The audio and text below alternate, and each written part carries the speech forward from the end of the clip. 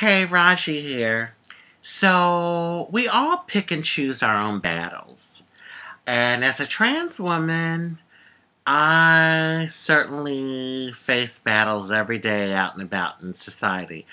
Gotten a lot better, thank God, but there's always someone somewhere that's going to talk some shit. That's what I call it. Talk some slick shit out their mouth. and, you know, oftentimes I don't feed into it. I mean, if I fought every battle every day, the quality of my life would be absolutely horrible. I'd be wasting my energy on bullshit, basically. And so it's not worth it. But there are times when you definitely do have to stand up for your rights and fight that battle. Fight the good fight. And I think intuitively we know when those moments are, for whatever reason. I have done that. And I hate it because it's so not my character. But what I've noticed is a lot of times throughout my life journey, because I tend to be pretty happy-go-lucky and friendly with people, that there are some people out there that actually take my niceness for weakness. And I've seen where I've had to actually put someone in their place and tell them about themselves to get respect. And you see a shift. You see that person actually bow down and they're like, oh, there's like some sort of respect that comes in. And it's a shame because you think, okay, I was nice to you. I was being friendly and positive and all.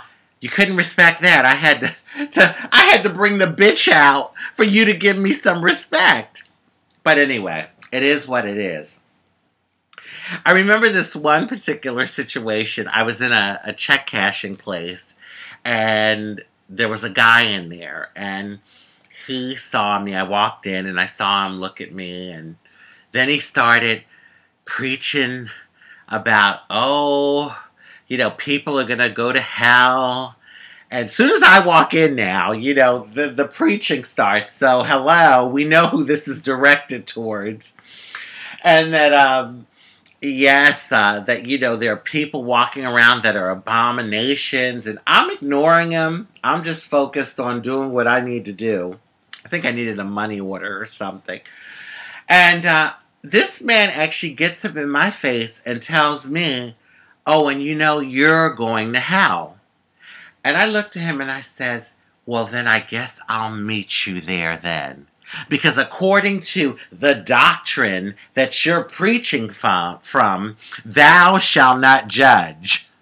And so I'll meet you there. All right? See you in hell. Now get out my face.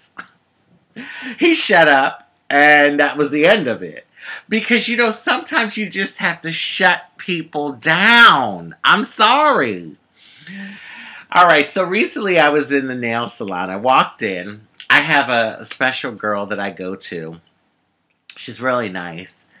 And there was someone that she was working on. So I just walked over quietly, politely, and I leaned down a little bit and I said, excuse me, how long is the wait? Do you have anyone after her? Because I'd like to get my nails done. So the girl that was getting her nails done, she turns to her girlfriend who was at another station getting her nails done, and they bust out laughing. Okay. And then she turns up and looks at me and gives me a look from head to toe, what the fuck is that? All right. So my nail tech said, oh no, I'll be done in about 15 minutes. I said, okay. I will be back. I'm going to run to the beauty store down the block and I'll be right back. So, I'm fuming. I'm like, excuse me? What was all of that for? All right. I come back and let me tell you, I was hoping that they were still there. Because, sometimes people catch you off guard and you have to kind of get your bearings together and think about the whole scenario.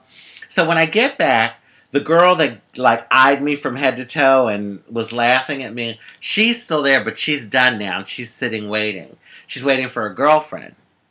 So I sit down, and I'm waiting for my nail tech to start, and I just proceed to like turn and give her the eye and stare her down. And I wasn't turning. And nail tech is working on my hands, and I'm still staring this bitch down. And you could tell she was getting so uncomfortable. She's like, oh, why are you staring at me? I said, because I fucking want to.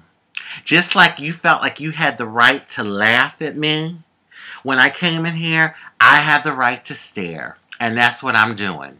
What you gonna do about it? So, anyway, she's like, now, mind you, she's like trying to like, make it something that it really wasn't. She says to me that I disrespected her because I walked over with my big titties and put them in her face. Excuse me, bitch? What? I put what in your face? First of all, I'm not a lesbian. Secondly, if I was, I wouldn't want your ass. You're sitting here with a do-rag on your head, looking like you just rolled out of bed.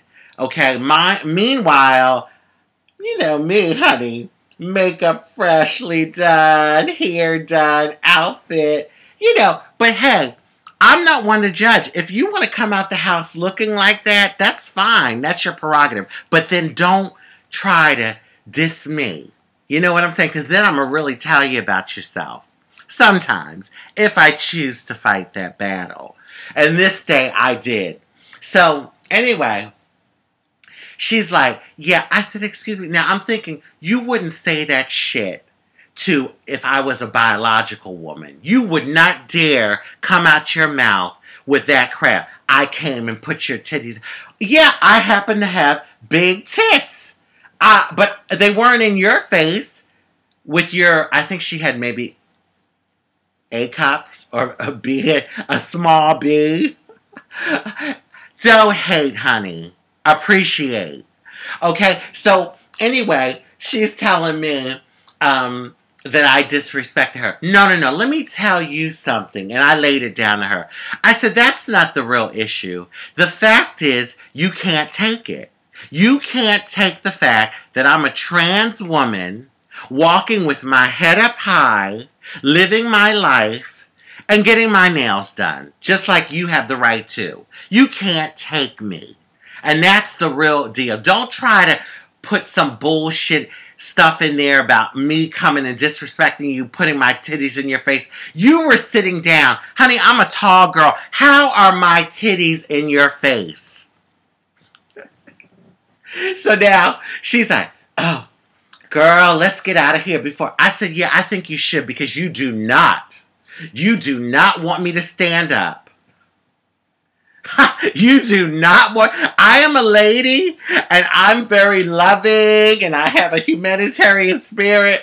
But honey, today you do not want me to stand up because then it's going to be really on.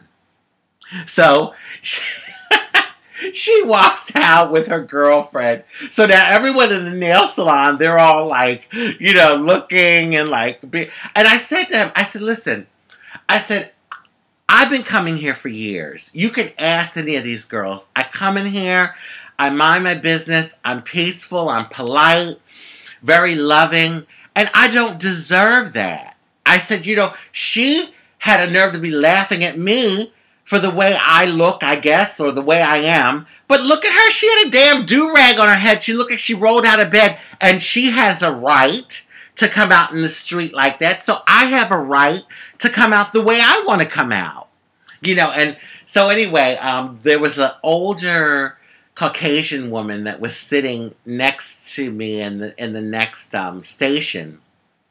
And she turns to me and she's like, oh, yeah, and this is after I ran down. I was like, you know, that wasn't the real reason. She just has an issue with the fact that I'm a transgender woman and I'm walking with my head up high and I'm living my life. That's what the real deal is. And so the lady next to me, she turns and she says, can I ask you a question? Do you vote? I turned to her and I said, I sure do. Since I was 18, I've been voting. It's very important to do. And I said, people died for us to have the right to vote. And she was like, good. I'm glad to hear that.